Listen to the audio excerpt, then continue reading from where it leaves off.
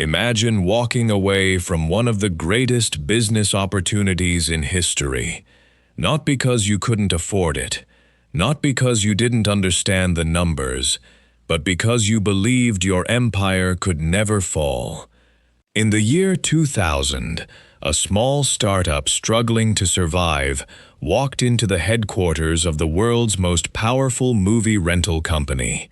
Its founders had one simple proposal: buy us. The asking price? Just $50 million. The executives listened. Then they laughed. To them, the idea was absurd. Why would the king of home entertainment buy a tiny company that mailed DVDs through the post? After all, Blockbuster had more than 6,000 stores, millions of loyal customers, billions of dollars in annual revenue, and complete dominance over an industry they believed would never change. That little startup was called Netflix. Today, Netflix is one of the world's largest entertainment companies. Blockbuster no longer exists, except for one surviving store in Bend, Oregon, preserved like a museum of a forgotten empire. So what happened? How did the world's biggest movie rental company ignore the future sitting right in front of them? And how did a struggling startup change the way the entire world watches entertainment? This isn't just a story about movies. It's a story about arrogance, innovation, timing, and one decision that changed business history forever. Welcome to the Story Vault, the rise, the fall, the truth. If you grew up during the 1990s, there's a good chance Friday night meant one thing: a trip to Blockbuster, long before Netflix, before Disney Plus, before streaming, even before YouTube. Watching a movie required leaving your house. Families piled into the car after dinner. Teenagers searched the shelves for the newest action movies.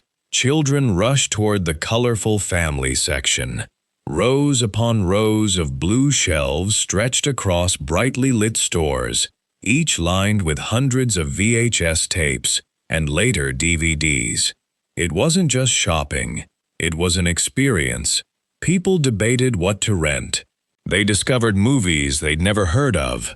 They argued over who got to choose, and everyone hoped the latest blockbuster movie hadn't already been rented by someone else. By the early 1990s, Blockbuster wasn't simply winning the movie rental business. It was the movie rental business. Founded in 1985 by entrepreneur David Cook, Blockbuster transformed an industry that had once been dominated by small neighborhood video stores. Unlike those cramped local shops, Blockbuster stores were bright, clean, organized, and stocked with thousands of titles. Walking into one felt modern, professional, reliable. Customers trusted the blue and yellow brand. Hollywood studios trusted it too. As demand exploded, so did the company. Store after store opened across the United States, then around the world. Soon, Blockbuster had become a cultural icon. By the late 1990s, the company operated more than 6,000 stores worldwide. It served over 60 million registered customers. Its annual revenue climbed into the billions. Wall Street admired it. Customers depended on it. Competitors struggled to keep up. Blockbuster looked unstoppable. But hidden beneath its enormous success was a problem that almost nobody noticed. A problem that generated hundreds of millions of dollars every year. Late fees. Every customer knew the feeling. You rented a movie for the weekend. Monday arrived. Life became busy. You forgot to return it, and when you finally walked back into the store, you owed money. Sometimes more than the rental itself. Customers hated late fees, but Blockbuster loved them, because late fees weren't just extra income. they had quietly become one of the company's biggest profit engines. Every forgotten movie, every delayed return, every frustrated customer made the company richer. Executives believed it was simply part of the business. They assumed customers would complain, but continue coming back. For years, they were right, until someone asked a dangerous question. What if renting movies didn't need late fees at all? Across the country, another entrepreneur was becoming increasingly frustrated with the way movie rentals worked. His name was Reed Hastings. Unlike the executives running Blockbuster, Hastings wasn't trying to protect an empire. He was simply looking for a better way. One of the most famous stories about Netflix begins with a movie called Apollo 13. According to Hastings, he returned the VHS tape late and was charged around $40 in late fees. The experience frustrated him, not because of the amount, but because it made him realize the entire system punished customers for something that often happened by accident. Years later, Hastings acknowledged that this story may have been simplified over time, but the larger idea remained true. He wanted a rental experience that didn't rely on penalizing customers. Around the same time, something else was changing. A new technology had arrived, the DVD. Unlike bulky VHS tapes, DVDs were small, lightweight, durable, and inexpensive to mail. That single innovation sparked a radical question. What if customers never had to visit a rental store again? What if the movies came to them? It sounded impossible, even ridiculous. But every great business begins with an idea that most people dismiss. In 1997, Reed Hastings and Mark Randolph founded Netflix in Scotts Valley, California. The company had no retail stores, no famous brand, no billion-dollar backing, no massive advertising campaigns, just a website, a small warehouse, and an idea that challenged everything Blockbuster believed. Customers would browse online, order a DVD, receive it by mail, watch it whenever they wanted, then return it in a prepaid envelope. No rushing, no driving, no standing in line, and most importantly, no late fees. At first, almost everyone doubted the concept. Who would wait several days for a movie? Why rent online when Blockbuster stores were on nearly every street? Investors were skeptical. Customers were uncertain. Even the founders weren't sure if the business would survive. But while Blockbuster celebrated its dominance, a quiet revolution had already begun. Within just a few years, the leaders of these two companies would sit across the same table. One would ask for a lifeline. The other would unknowingly reject the future. And that decision would become one of the most expensive mistakes in business history. The year was 2000. Blockbuster stood at the top of the entertainment world. With thousands of stores across the globe, millions of loyal customers, and billions of dollars in annual revenue, the company had every reason to believe its future was secure. Meanwhile, less than 400 miles away, Netflix was fighting to stay alive. The young company was growing, but not fast enough. The DVD by mail business was expensive. Marketing costs were rising. Competition was increasing. And profitability seemed painfully out of reach. Reed Hastings and Mark Randolph knew they needed a solution. If they couldn't become a major player on their own, perhaps they could become part of one. So they requested a meeting with Blockbuster. Their proposal was surprisingly simple. Netflix would handle Blockbuster's online business. In return, Blockbuster would acquire Netflix. The asking price? Just $50 million. Today, That number sounds almost unbelievable, but at the time, Netflix was a small company with an uncertain future. To many industry insiders, the offer seemed reasonable. For Blockbuster, $50 million was a relatively small investment. The meeting took place at Blockbuster's headquarters in Dallas, Texas. On one side of the table sat the founders of Netflix. On the other, executives representing the undisputed king of movie rentals. Reed Hastings explained his vision. The internet wasn't just another sales channel. It was the future of home entertainment. Customers would increasingly choose convenience over driving to a store. Ordering movies online would become normal. Subscription services would replace one-time rentals. And one day, movies wouldn't need to be mailed at all. They would arrive instantly through the internet. It sounded ambitious, perhaps even unrealistic. Remember, this was the year 2000. Most people were still connecting to the internet through noisy dial-up modems. Streaming a full-length movie seemed impossible. The executives listened carefully. But from Blockbuster's perspective, they already owned the market. Why would anyone wait days for a DVD in the mail, when they could simply drive to one of thousands of nearby stores?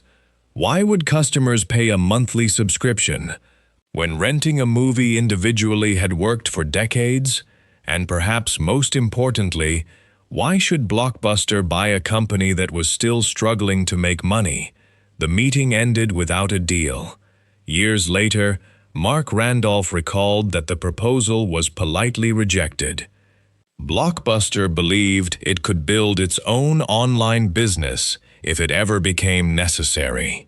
They didn't need Netflix, or so they thought. Looking back, it's easy to say Blockbuster made an obvious mistake, but hindsight is powerful. At the time, few people predicted how quickly technology would change. Even experts underestimated the internet. Many successful companies believed physical stores would always dominate retail. Blockbuster wasn't alone. It simply became the most famous example. Still, there was one thing the executives failed to understand. Netflix wasn't really competing with video stores. It was competing with inconvenience. Every trip to a rental store, every late fee, every empty shelf when the newest movie had already been rented, every wasted journey.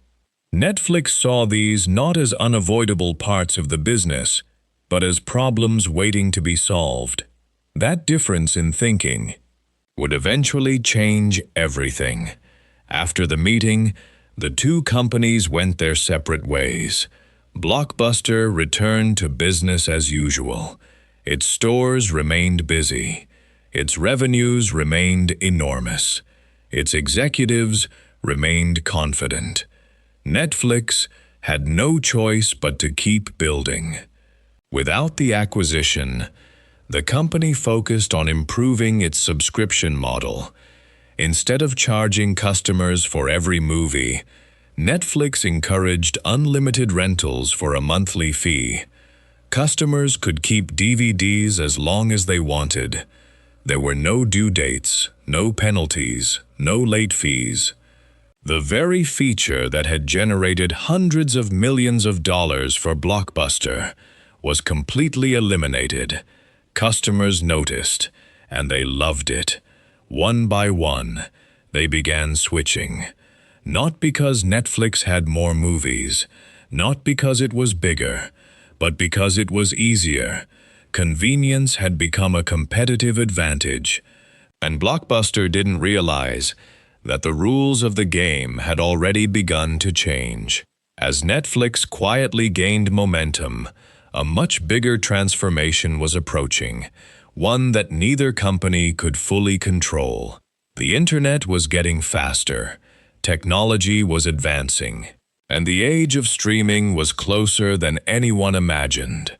The company Blockbuster, dismissed as a small online DVD business, was about to reinvent itself once again, and this time, there would be no second chance for the king of movie rentals.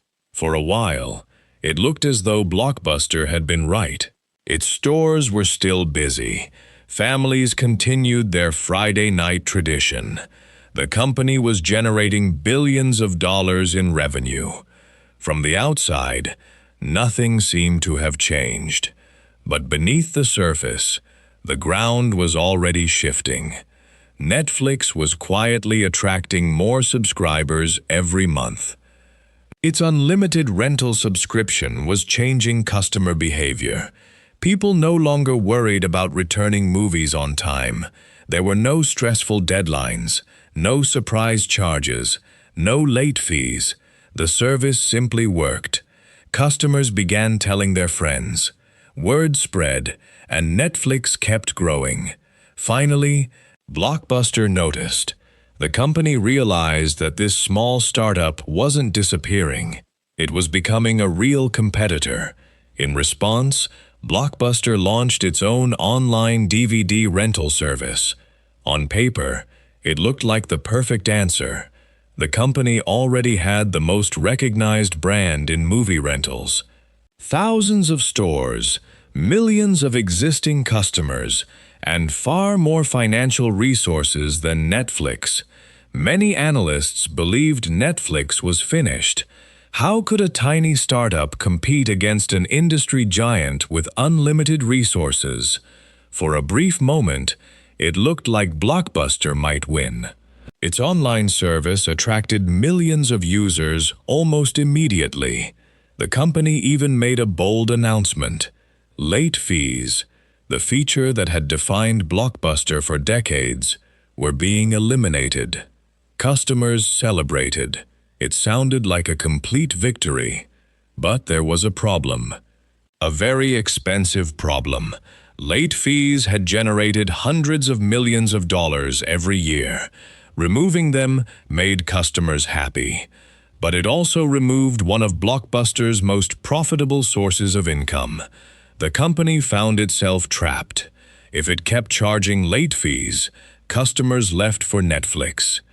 If it removed them, profits suffered. Either way, the business model was beginning to break apart. Meanwhile, Netflix wasn't standing still.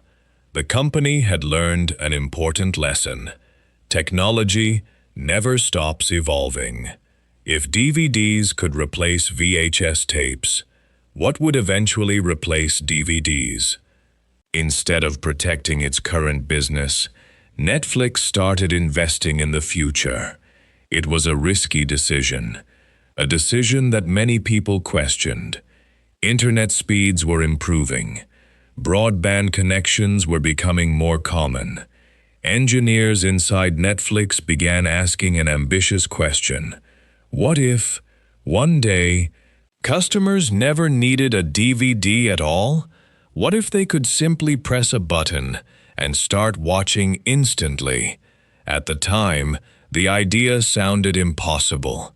Streaming full-length movies over the internet required technology that was still developing. Many people believed consumers would always prefer physical media. Others argued internet speeds would never be fast enough.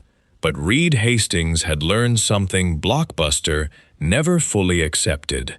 If your own business model is going to become obsolete, you should be the one to replace it. In 2007, Netflix introduced streaming. At first, the library was small. The video quality wasn't perfect. Few people imagined it would replace DVDs, but customers loved the convenience. No waiting for the mail, no driving to a store, no scratched discs, no return envelopes. Movies were available instantly, with a single click. Blockbuster watched this new technology emerge. The company had opportunities to respond. It had the resources, the brand recognition, the customer base. But changing a giant organization is far more difficult than building a new one. Every decision required layers of approval. Every new strategy threatened existing revenue. Every innovation challenged the business that had made Blockbuster successful in the first place. Netflix had no such limitations. It was free to reinvent itself again and again.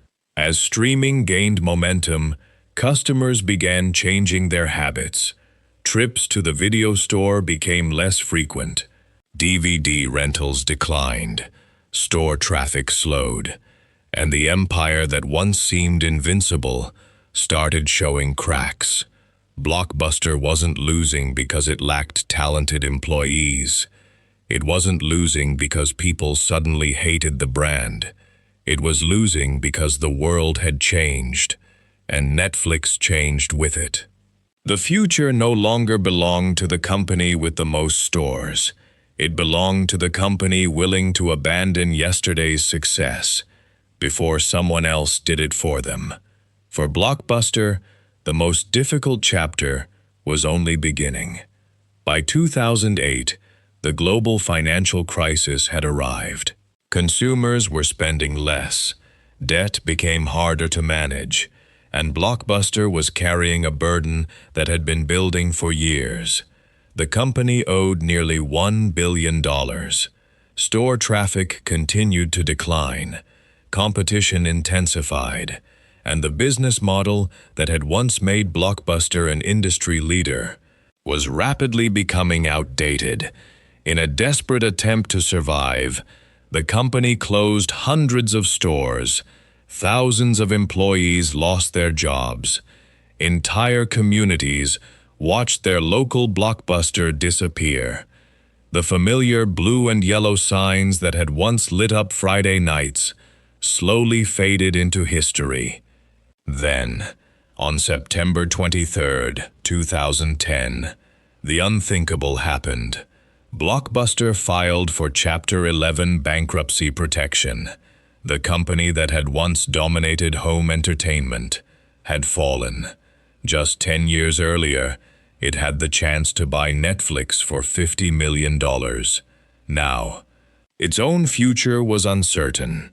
Eventually, most of Blockbuster's remaining stores closed their doors forever. Today, only one official Blockbuster store remains. Located in Bend, Oregon, it has become more than a video rental store. It's a museum, a reminder of an era that millions of people remember with nostalgia. Visitors travel from around the world, not to rent movies, but to remember what once was. Meanwhile, Netflix was writing an entirely different story. Streaming expanded across the globe. The company invested billions of dollars into technology. Then, it made another bold decision. Instead of simply distributing movies, Netflix would create its own. In 2013, it released House of Cards, its first major original series. Many critics questioned the strategy. Why would a streaming company spend so much money producing content? The answer soon became clear. If you create the content, you control the future. Hit after hit followed. Orange is the New Black, Stranger Things, The Crown, Squid Game, Wednesday, and dozens more.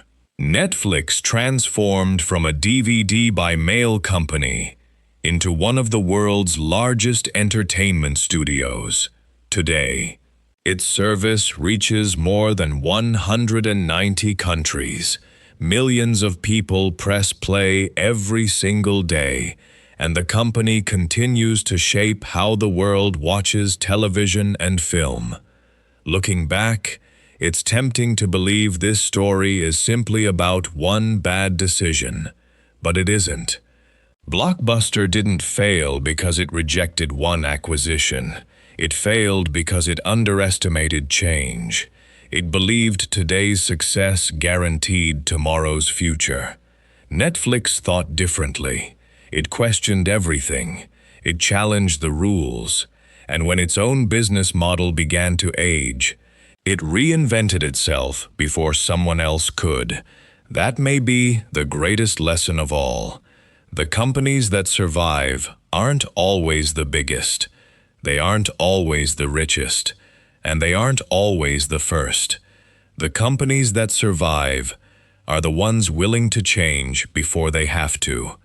History is filled with businesses that believed they were too successful to fail. Kodak, Nokia, BlackBerry, Sears, Toys R Us. Each one dominated its industry. Each one believed its position was secure. And each one discovered that markets don't reward comfort, they reward adaptation. Somewhere, right now, another small startup is challenging another giant. Another idea is being dismissed. Another innovation is being laughed at. The next Blockbuster and the next Netflix may already exist. The only question is, who will recognize the future before it's too late? Thank you for watching. If you enjoyed this story, subscribe to the Story Vault, because every empire has a beginning, every fortune has a secret, and every success hides a story waiting to be uncovered. Until next time, keep searching for the truth behind the headlines, because here, we don't just tell business stories, we unlock them.